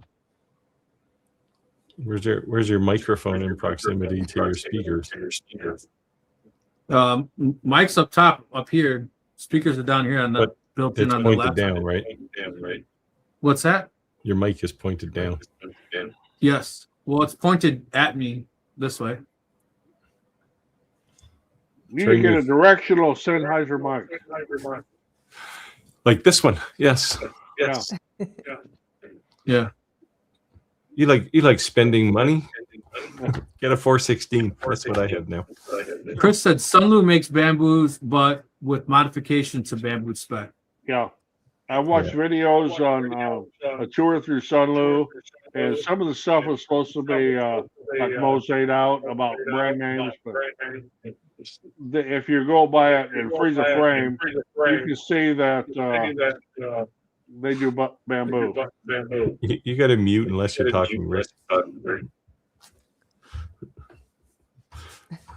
Yeah, I don't know. I actually prefer Sunlu's filament over bamboos for a lot of stuff.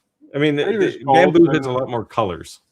Yeah, I do both. I don't have any problem with them, but Yeah. And what I really like is Sunlu has a recycled filament you can buy. Comes in black, which is fine, but especially for prototypes and everything, it's cheap. It's great to use. Yeah.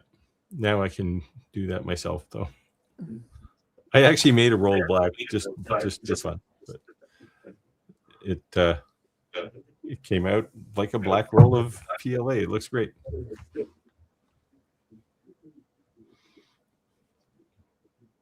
But Sunlu is actually going to send me some of their filament. They have a couple of. Well, they have some engineering filaments. I'm going to see what they're going to send me, but I want to do a video on how to make these signs.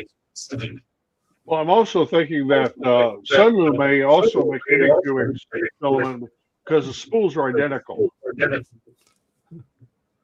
Intentional said Makers was apparently facing a lawsuit from, I'm assuming it's Lababu Company, Mart, a bunch of models getting taken down inadvertently, including one of mine. Yeah, this is the next front in a legal war, right? Is ownership, especially STL files. Like Etsy jumped all over this too last year because people were just uploading STL files. Chris said, Rick, are you interviewing for an IT call personnel? I have a macro that says it plugged in, check anywhere.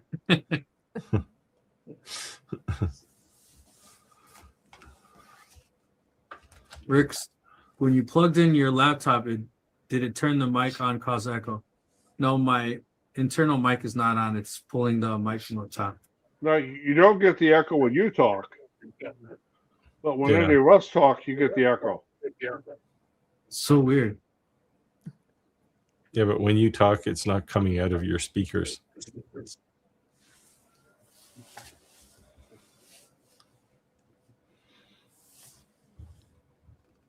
How's it now? Testing. Still got the echo. Still have it? Yeah, Tim is. We'll see here. Yeah, you got it. Tim says, "Turn off your laptop mic." It does sound like a laptop mic. It sounds really chintzy.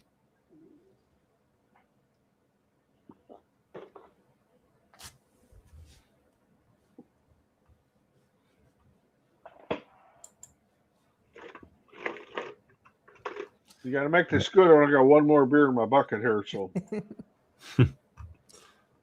oh, no echo on that one. Yeah, I think you fixed it. Yeah. So No, Sam Francis he, saying, he probably muted. saying it only started since Rick restarted his computer. Oh, now we got the echo back. It's back. You hear it? Yeah. Yeah. Echo, echo, echo. Yeah. Yep, there we lost it. Rick Yeah, is so using two Tim is mics. asking if Rick using two mics. So He is, but he doesn't know which two.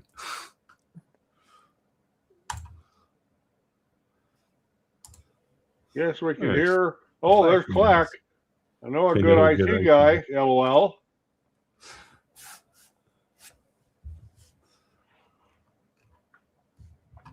I used to be an IT guy. Sam Francis saying main problem is a few words are not spelt the same. Aluminum being one of them, or you can say aluminium if you're from the other side of the pond. Yes. Notice he did spell it aluminium. Yeah, just like vitamin and vitamin.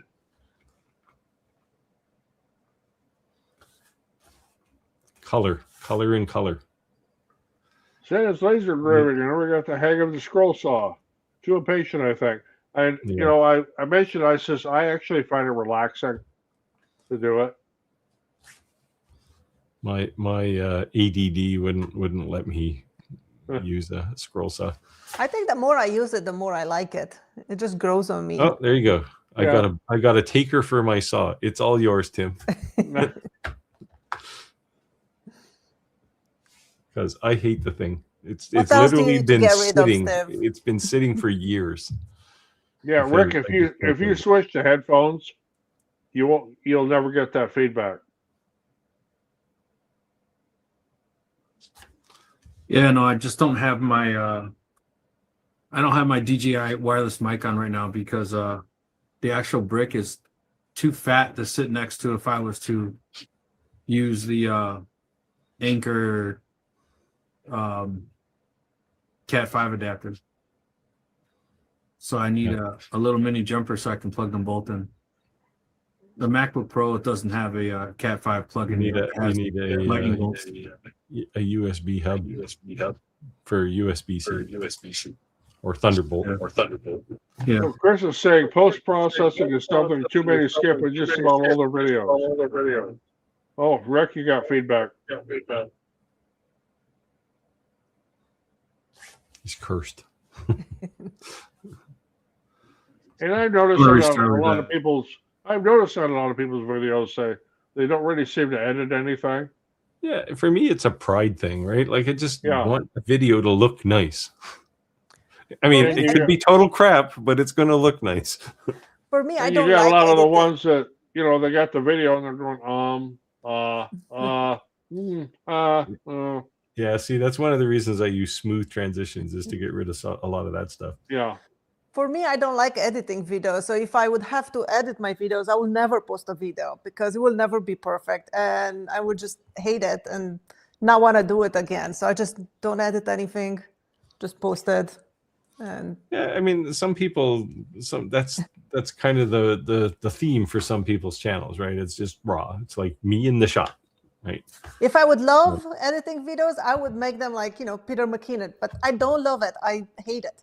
So I don't do it. I wouldn't say I love it, but I would hate a terrible video, like just video production. Well, like the last video I posted was why I've been gone off the channel for so long. And there was like 9 takes of it because I was trying to explain about my late wife and I would break down. Well, then I would have to start over and, you know, and clean myself up. And so, yeah, it was the last video I made was probably one of the hardest ones I've ever made. And then in editing, it was like, oh, no, we got to cut this out, cut this out, cut this out.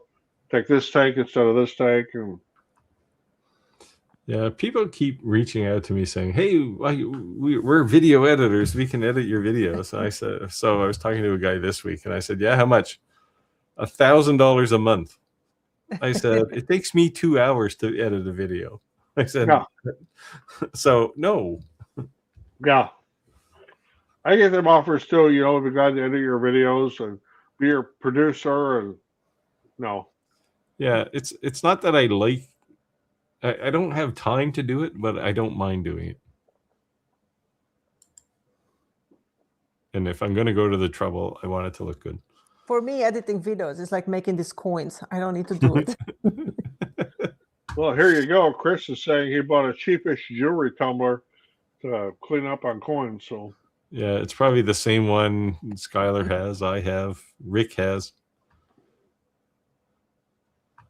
They work okay. Throw a bunch The of water turned completely black after I did this. yeah. Well, that's all the pink crap ones. coming off the coin. Yeah, just drop it in some Coke. I don't think that works for brass. Yeah, it might. I don't know. Never tried it. see, I've been 3D printing coins. I don't know if I got any sample here or not. Yeah, there's one. 1 minute sober, 1 drink at a time. I know I work with a guy who off and on who has a business in Las Vegas, and that's what he does. He makes those coins and sells tons of them. But he's in Vegas, so they look like poker chips, right? They start like Well, yeah, chips. these are two, and I'm starting to think about I could get a market for those with the different bars I sell the round tuits, the laser cut round tuits to, and the coasters, and Yeah. you can probably get something going there. But right now, I don't need another activity. No. Yeah, I'm kind of the same way right now. So, hand in engraving 6182 says, "I'm an old retired guy." Hey, I can relate to that. Me On a too. fixed income with not a lot of money. This laser talk sounds interesting. What would be a good starter laser? And I am not an affiliate with Longer, but my experience with Longer goes back years. So the Longer Yeah. Ray 5, I have one of those. I've expanded to 800 by 800 millimeter. I have 2 Longer B1s. What I like about them is there are no problems. And that's the whole thing with me and lasers is no problems. Yeah, the only downside with a Ray 5 is that it's not enclosed. But the Ray 5 is, if you're buying an entry-level laser, it's probably the best one. Oh, yeah. If It's your entry cheap. level would be the Ray It's 5. like the thing's like a tank. It never fails. Like they just go forever. That was my very first laser. Longer was the very first company that reached out to me when I had just had 1,000 subscribers, and they sent me the Ray 5. That was my first laser. Yeah, and I've looked at the 5 watt, the 10 watt, the 20 watt. I think they have a 40 watt now. I didn't look at that one, but Yeah, they do. Yeah, after I review the 10 watt, then I review all of their lasers after that. yeah, I've done almost all their lasers too. But Yeah, the Ray 5 does now have a 40 watt, and the B1, both of my B1s are Now, if 40 you want- watt. The B1s The- are so much sturdier, though, like beefier. And if you're looking at something and you know absolutely nothing about it, and you don't want to learn light burn or anything like that, then you need to look at the We Create lasers. They are going to cost you more, but they are also class 1. They're enclosed. You're a little bit limited to how big of a thing you can make, but it depends what you want to do. The We Create lasers too. I have 3 of them, and I have no problems with any of those. They have their own software. It's free, and it's just what you see is what you get. It's very, very simple. It's a great, great, great entry level if you know nothing about lasers. Yeah, some people would. I ran into somebody today who doesn't like anything but light burn. It's like, okay, there's a reason why all these other software packages exist. It's because light burn is deficient in a lot of ways, right? It's great. I was one of those people until about 2 years ago, when I realized that a lot of the things in different lasers are not supported by light burn. Right, and that's what I explained, right? The sole reason Xtool Studio exists is because when they came out with, which laser was it? It might have been the S1. Yeah, it was the S1 because they had the curve they and wanted graving. Lightburn to add a bunch of stuff to support their curve, focus on a curve, and a bunch of other things they had, and Lightburn said no. So they said, okay, we'll go build our own. And as they say, the rest is history, right? And Yeah, I think it was the curved engraving and the batch processing where they drop everything. like I talked to 2 reps ago in Xtool about this, and they said, like, do you think this is reasonable that they're not going to make these modifications? I said, no, I think they're going to go out of business if they keep doing this. And hey guys, is there an echo, or is it fine now? That's Well, good. we'll Nope. see. Hello? No echo. No, I got you're the good. DJI mic to work. I found an extension cable. Okay, so take your whatever mics you had on before that and throw them away. No, it was the onboard Insta360 mic that's built into the camera. Oh, Yeah, I will say another thing about the S1, Xtool's S1. It's a great laser. I mean, I have one. I still use it, and it's a class 1. It's fully enclosed, but it's not what I would call an entry level laser no, not really. because it's kind of higher priced. Oh, price-wise, it's certainly not No. an entry-level laser. I loved that laser. I use it for 2 years straight every day, like 5 to 8 hours a day. Yeah, I had mine in the shop for a long time, and then I sold it and somebody came immediately in and- regretted. Somebody came in and bought it. Like, I like that laser. Okay, fine, because I've like said- right now I have 2 alien cell lasers sitting in my shop, and they're already too big for anything I do, right? So one of them's in a box on the floor, and the other one is going to be in a box on the floor because I don't have room for it. Chris said cheap cones are only good for doing alignment. Kind of what we said earlier. Yeah, I don't even know if they're good for that. Just I build had a a jig and then you don't have to align. I had a Zoom call a few months ago with one laser. They wanted to send me one of their lasers. And then after It looks looking at them, I'm interesting. like, the size of them, I'm like, I have nowhere to put it. It's like, I do not need that size of a laser. Yes, Yeah, one I laser have sent me an email one- like a few weeks ago. Yeah, I talked to him a couple years, maybe about a year, 2 years ago. Yeah, they've few been weeks kind back. of simmering for a long time, and they just haven't really broken out. Yeah. They're, I had a face-to-face Zoom call for like 45 minutes. We talked about it. And I kind of got excited about it. Like, I like their lasers. But then when I looked at the It specs, looks I'm nice. like, I can't. It I'm looks like, like, I a just nice can't. laser. Yeah, I think the one lasers are kind of like I don't think they're entry level lasers. The only reason I say that's because of price point. Yeah. It's either you're gonna step in and be serious, or you've already been doing it. What I'm kind of worried about, and this was the premise of the video I did a while back about diode laser business, the entry level lasers are going to disappear because there's no margin left on them, right? Like, they're basically as cheap as they can get. Hey, Rick, back up a comment. I was going to answer that about depends on which laser you're going to buy, depending on what you want to do. I don't remember whose comment that was. Yeah, it does depend on what you want to do. And I just had a email here this week from someone off my YouTube site that says, I want to figure out which laser I want to buy, and I want to mainly engrave glass. Well, yes, you can do it on a diode laser, but that's not the laser to use for it. You get a CO2. Yeah. The thing is, you can also do it with a CO2 laser, but that's not the laser to use either, right? You got to use It's a UV laser. Yeah, UV is even better. So Chris is saying, do I discount my price by the amount of the tax? Let's say I'm selling, He's getting a Mexican discount. No, let's say I'm selling this duck. It's $5. That's what I sell these for. Yeah, they're $5, no tax, unless you want to buy me a beer at the bar, which is $5. So yeah, I don't. If they're going to pay me by credit card, I have to put tax on it. If they're paying me cash, that's beer money. Of course, the IRS is probably listening to me now, so probably get audited. But you're all going to be arrested. Yeah. I do the I, same on the thing other when hand, I always do honest billing for everything. Okay, when here I you sell go, on Steve. Etsy, I always increase my prices by the whatever fees they're taking. You just have to compensate somehow. Scott, you want to take this? No, it's Steve's.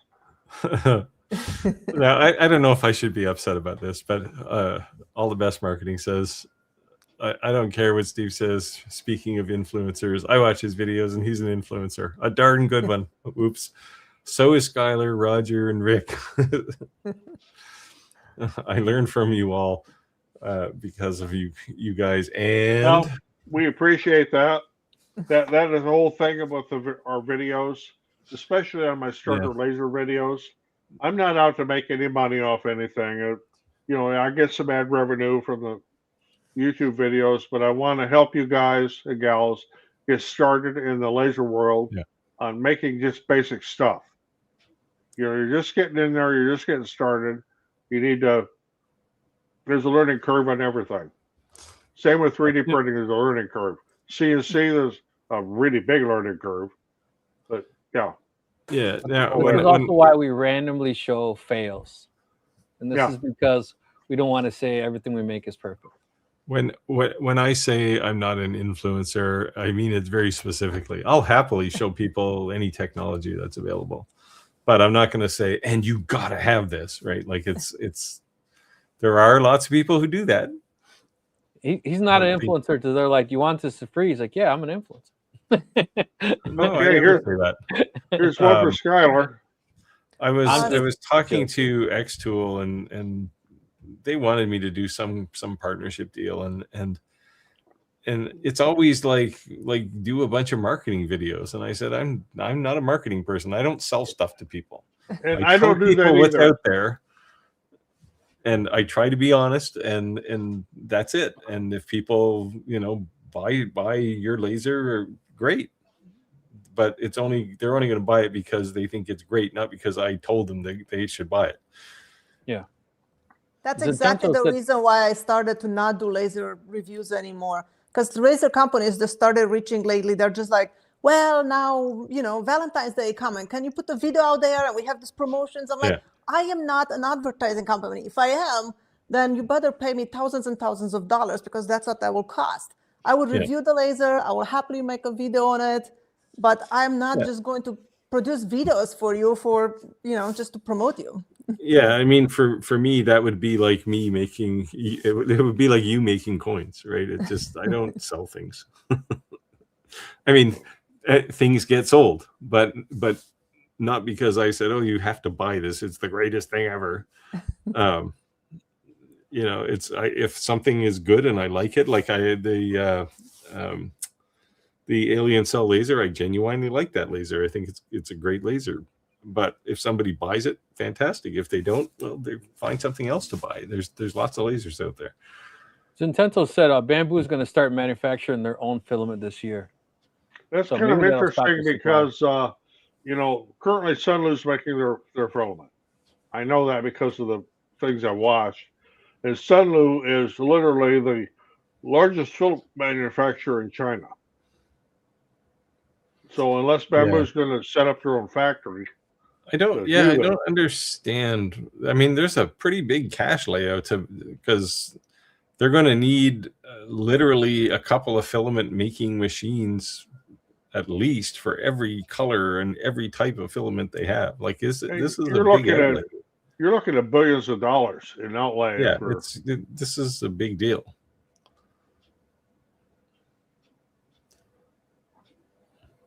The real question I would want to know is why have they decided to make their own filament? So Santa's Laser Engraving says running some Cellca in my local 3D shop, so there's a way to run regular PLA to get the same look. But they got busy. I forgot to ask Kyle any thoughts. If you want a silk look, use silk filament. Yeah. Yeah. You can't really fake that in any other way. Yeah. It's like trying to fake the marble look or the wood look. You just can't do it. So I just want to say something. I skipped the comments. It was in the comments. Someone asking if we do a review on a laser. If you are a legit manufacturer asking for a laser, it's very easy to get all of our email addresses and email us from a legit domain that we know you're legit. Sorry, I'm just not going to blast the company name on the comments. So what I did this year, starting in 2026, was I created just a statement document to say, here's how I review things. And I can share that with anybody who watches the channel too, because they're part of the scene, right? But it really kind of outlines what I want to review videos for, and and I flat out told a couple of companies, because they were in the marketing mode and, oh, you got to do this, and I said, I don't work for you, I work for people on my channel. Like that's their thing, right? And that's all part of this ethics statement that I created, and I share it with vendors. And when they say, hey, we want you to review our laser, it's like, okay, here's this document, read this. If you don't hate it, then we can do it. Yeah. Hey, Rick, you got your printer working back there, or? Yeah. And the thing with bamboo printers over pretty much any other printer I've seen is you can't even hear the echo in Rick's microphone off of that thing. Like, they're silent. They're really quiet. Yeah, they are quiet. If you look back at the original, when we first started these live streams, and I'd have them, we create printers running in the background to sound like a factory. Yeah. I mean, I don't have my printers running right now, and I want to bring something else up. Skylar had posted this on the Facebook thing about our sales being down. I mean, in my 3D printing thing, I'm down almost 50% from what I would normally be cranking out. I don't know, have a baseline for that because I'm just starting in 3D printing. So my website was down like 46, 47%, but my Etsy was 67% down. So my Etsy is way up because it's getting to be spring, and most of the stuff I have on Etsy is greenhouse related from our greenhouse business.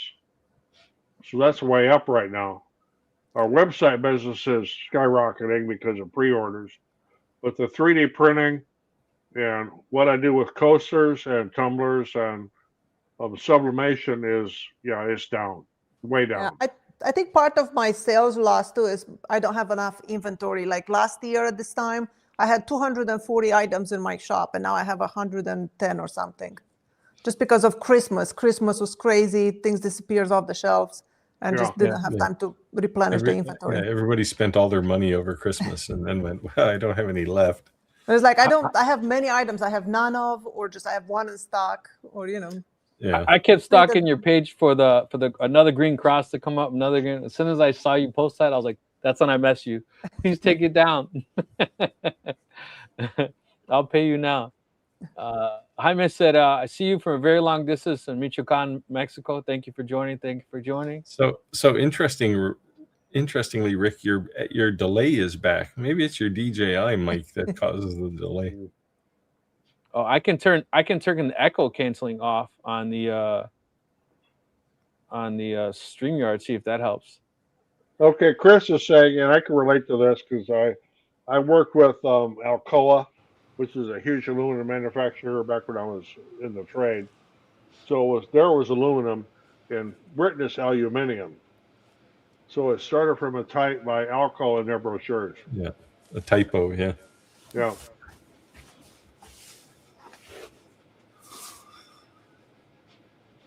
There you go. If the brick is too thick, turn it on its side.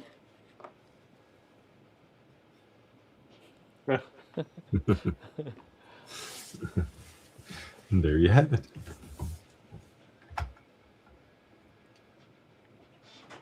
I preferred it without the cable. Everything was so out of sync, you could not hear the echo. Yeah. Well, when the weather gets nice, I got to ride up there to Rick's house and get his shit straightened out. Yeah, you're going to have to. Oh, the Clack is saying, I've set the bar pretty low for my videos. Just want to have fun. I think since you all went live. Yeah, I do it when I got to get back into it now. Since my wife passed, I think like some of the air on my tires. So. And that's the important thing, right? I think Clack hits the nail here. It's just like you got to have fun doing this, otherwise it's pain, right? Well, it's just like a job. Yeah, and I mean, makers have this problem too, right? Like we don't talk about mental health for makers, and I actually did an outline for a video. I might put it together on like the signs that you're burned out, right? And as a maker, because there's a lot, especially when you're all by yourself working in a little company. there's a lot of pressure. Yeah. You know, if you screw up, there's nobody to protect you, and it's a case of, you know, one screw up and you don't eat this month, right? It's not good. Oh, speaking of eating, I got to bring this up. Every third Wednesday of the month, I will not be present on the live stream because I am the chief quesadilla chef for a big taco feed. It's for a charitable cause to support Children's Medical Network and the Charity for Children and Moose Heart and Moose Haven. So that's what I'll be doing every third Wednesday of the month. Santa's Labor and Grade said, I think editing is why people quit making videos. I made fun of Clack all the time, and I says, "Who's your video editor?" Because he was putting out back to back footage, and I agreed. Video editing is a lot. It's a big task. Well, yeah. When you pump videos out like Clack does, he's got to be spending a good chunk of time, right? Even if you aren't focused on, I won't say, even if you're not focused on making awesome videos, because Clack makes some great videos, but if you're not worried about that polish, right? It's still, the editing is still a lot. That's what's nice about using the live stream here because I don't have to edit anything. Chris said, I use Lightburn for design mostly and for production only. It does not restrict functions on the laser. You know, and my thing is with Lightburn, a lot of times I will design something in Lightburn, and then if I'm using an actual laser, I'll import it into their software. Or a lot of times, sometimes I do this stuff with Lightburn and import it into my slicer software for the 3D printers. Because I'm so familiar with Lightburn and working with SVGs, it's just like instant. So why do something else? I only have one laser left in my shop that requires Lightburn. I use Inkscape for any kind of image or whatever. Yeah, that's the thing, right? For design. And the reason I do that is probably the same reason you do it. You may take a design and laser engrave it, or you may take it and put it on a CNC, right? Or Skylar, you want to take UV this one printer or question? something.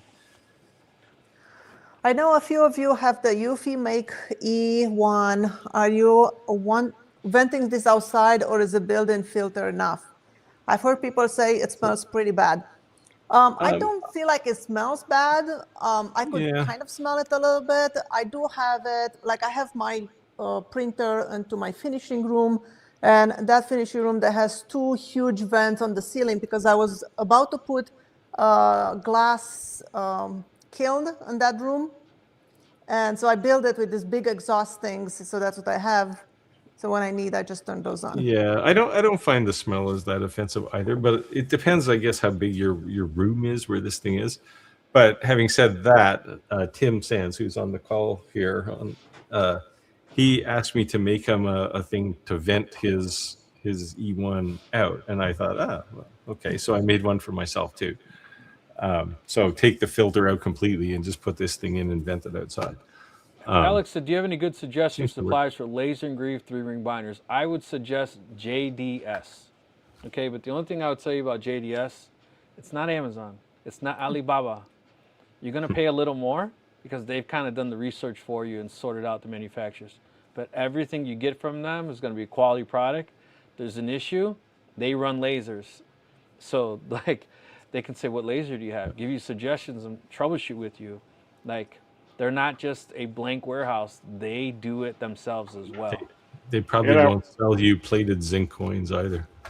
Well, I will add, too, though, if you're going to start engraving big 3D grinders, if they're leather coated, make sure your laser's vented unless you can stand that smell. Yeah, or use a UV laser. Yeah. Yeah, No I did 3-ring binders. They were for baseball cards because these little kids go through these MVP trips and they get their own baseball cards. So we put their name, their logo, and a congratulations all on the front of a 3-ring binder. So I have done that before.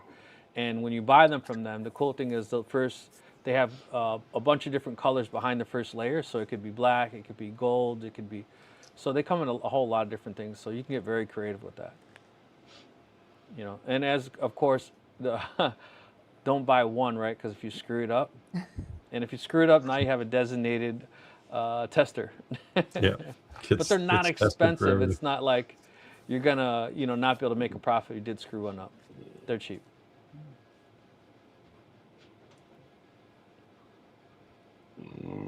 Yeah, Chris says Clack's low bar is pretty high compared to some.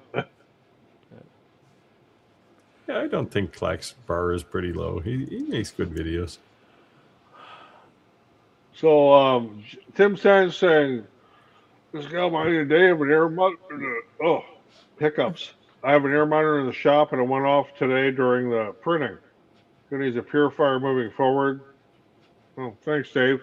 So, what are you printing with ABS or? Yeah. So no, well, it doesn't. No, this is his E1. Yeah. So I gifted him an air purifier because I wanted to get it out of my way. So he just runs his into a purifier rather than right outside. Yep. So because it's right in the middle of the store. So I have a commercial grade size air purifier, and when yeah, I'm that's 3D what this printing, one was. when I'm 3D printing, sometimes it goes off. It detects stuff. It'll say my air quality goes down. Yeah, so it's detecting something. Yeah, I mean it doesn't smell terrible, but No. it's not good for you. The VOC is coming off of most inks, even like DTF type inks. Yeah, I It's don't not have a great headache for or you. feel nauseated or anything, but the fact that it Yeah. does detect something, I'm just always going to have it on. Yeah, Especially I if I mean, own better it. safe than sorry, right? It's Exactly. basically run a pipe outside. How hard is that? That's why I have So- it in my finishing room. I'm like, I don't hang out in there. I'm here in the shop. That thing is running there by itself with the window open and vents going.